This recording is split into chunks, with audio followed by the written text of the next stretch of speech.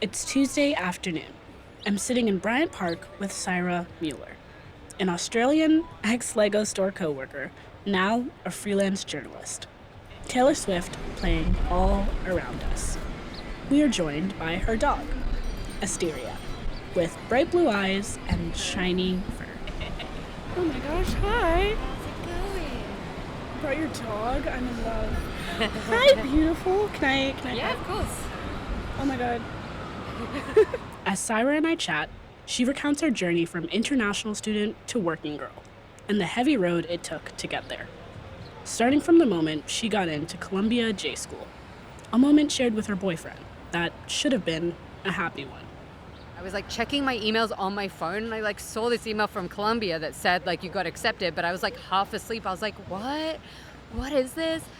And I got really excited, ran out of bed, ran out into the backyard to tell him about it. He's like, that's amazing. How much did you get in scholarship money? I was like, oh, that's a good point. I should check that. And when I saw it was $3,000 out of the almost 90,000 total that I would have to take out, I was like, I don't know if I'm even going to be able to afford this. And Syra is not alone. On average, international students pay more for tuition than domestic students. And this often comes with a lack of financial aid from the school. And high tuition was just the first hurdle for Syra. I went through this weird catch-22 where the university was asking me to prove that I had all of the funds to be able to cover the entire year. And because it's a 2-year master's program condensed into 11 months, they don't let you work during that time either. So yeah, I basically had to show them I have $80,000 just ready to go, which I did not. I had to get a loan for it. But to get the loan, I had to get proof that I was fully enrolled, which they wouldn't do until I gave them the money or showed that I had the money. I was like, guys, can you not see how ridiculous this is? Syra's mom ended up having to remortgage their house for 3 days just to work around the back and forth. But this isn't a feasible option for everyone. A lot of people can't just do that. So, yeah. I know there were a lot of people who, one of my potential housemates, couldn't afford it in the end, even after she'd been accepted. And so she had to drop out. But that was not uncommon, it sounds like. So that part was all very frustrating. And once she got to the US, Syra didn't get the support that she'd expected. And then I would say, even during the school year, there wasn't that much support for international students in terms of, most of us had flown in from overseas to do this. We were living in the US for the first time. So we kind of ended up just supporting each other versus, the university doing anything for us. But it isn't just the universities that fail international students. It starts at the top. The United States is the #1 host of international students in the world. With over 800,000 students in the 2022-23 school year, and many of those studying at the graduate student level. The situation for many is either how do I navigate the field while I'm here, or how do I make it so I can stay? However, the US, while seemingly welcome to international students, does little to help once they arrive, less so for those that wish to stay. Only about 23% of graduate international students end up staying in the US. This is due to a system created to take all that it can and give workarounds and hoops to jump through in return. Hoops that current and former international students have to jump through before, after, and during their time staying in the US. One such hoop is healthcare. Niti Majetia, a grad student at the Craig Newmark Graduate School, born and raised in Mumbai, has had contrasting experience with the US healthcare system and universities. As someone who has attended both undergraduate and graduate school in the US, Niti discovered that there is no real uniformity, and just how difficult that makes navigating things. It's very hard, I will say. And healthcare here is so expensive. In Austin, I had this insurance that just came with the university for international students. Here, CUNY, Craig Newmark doesn't have any of that. So I had to find a specific insurance. I still haven't used it. I haven't really needed to be hospitalized or anything. Touch wood. While not every university has its own health insurance system, for international students, having healthcare is mandatory.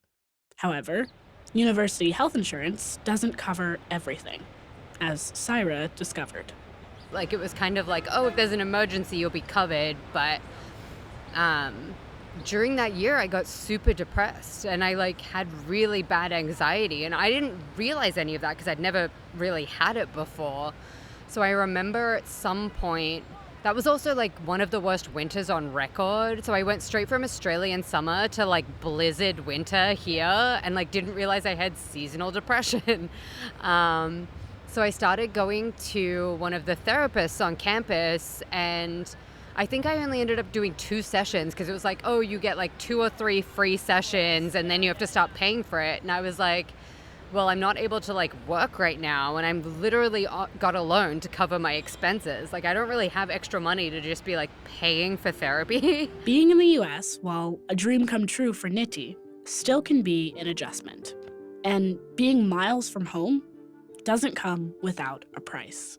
I think one thing that I sort of struggle with is if there's issues or problems going on back home, I'm really disconnected from that, obviously. And there's a lot of the times when my parents won't tell me on the phone because they don't want to scare me. Then when I find out, I just feel really guilty. So I was like, I wasn't there, you know? I'm sometimes it's kind of this struggle of like maybe I'm being selfish by not being there because it's just so far. You know, it's not as like it's not the same as being in a different state. Still, the emotional toll, higher tuition, health insurance pitfalls, and lack of university support aren't the only hoops international students have to overcome just to attend school in the US. There are a mountain of policy and laws to navigate. The year was 2020. Syra, who was living alone in Seattle after being let go from one job and just landing another, was about to enter visa hell. Upfront told them like, hey, like I've got a visa, it's valid for like another year. I don't know what the process is, but can we just switch it over because I physically like can't leave the country to go back to Australia, like everything's shut down right now. So they started the process of getting the visa transferred over, and I had to wait 2 months, literally not working, not able to do anything, just waiting for them to basically get this visa transfer sorted. And Syra did everything right. She followed up with people, asked, double-checked over and over, and kept hearing that everything was A-okay. And just when it seemed like everything had been resolved, Syra decided to do one last check-in. And within a week, they'd called me and they were like, yeah, actually, no, we didn't do this. You have to leave the country within a week. I was like, it's like March 2021. Like everything's still shut down. Like Australia's shut down. Like where do you expect me to go? I ended up having to go to Iceland for 5 weeks. So it was like the options that my immigration lawyer told me were basically Iceland or Mexico, and Mexico had really high case numbers of COVID at the time. So I was like, all right, you know what? I've been to Iceland before. I'll just go there and hopefully I can get an appointment at the embassy. And Syra ended up being gone for 2 months, going back and forth between countries in Europe that wouldn't allow her to stay, yet unable to get an appointment with an embassy. Until, finally, I'm also thankfully a German citizen, so I was able to get an appointment in Germany for like 2 weeks after that. So I like up and like left for Germany straight away, had to spend another like 3 weeks in Germany, finally got the visa sorted. I was like worried that they wouldn't give it to me because technically I'd been in the country legally. They were like, look, like you didn't know, like it was fine, thankfully. And this can be a struggle across the board, since for international students, getting a visa isn't really about merit. Katie Koo, a professor at the University of Georgia and academic who advocates for international students based on her research about mental health, emphasizes how she learned it is beyond their control. I also heard about how my international students they struggle to secure a job in the US, not just because they were not competent enough or they're not qualified. They were pretty qualified in terms of their skills and their degree and their academic success, but they were not able to secure a job in the US just because of the visa. Although you are fully qualified with the degree or the skill requirement or maybe certificate, it doesn't guarantee that you will get the H1 visa. Dr. Christina Yao, an associate professor of higher education at the University of South Carolina, a dedicated researcher on international students and their sense of belonging in the US, highlights that there is still a long way to go. I think colleges and universities, and even just more nationally in general, have often looked at international students as, for lack of a better word, like as cash cows, right? That like we want international students to come to this university because they pay full tuition and full fees. But we also have a responsibility as colleges, universities, honestly, also as a nation, that we're still making sure that this is the best possible experience for these students, right? And to be able to support them and to be able to help, again, make sure that they're able to be here to be healthy, happy, and thrive and be able to meet the goals that they want to meet and stuff. So, why would anyone put themselves through this? For Syra, the journey has been too much to give up now. I'd put so much into it that I was like, I can't give up now. Like, what would the point of like going through all of that be if I just gave up now?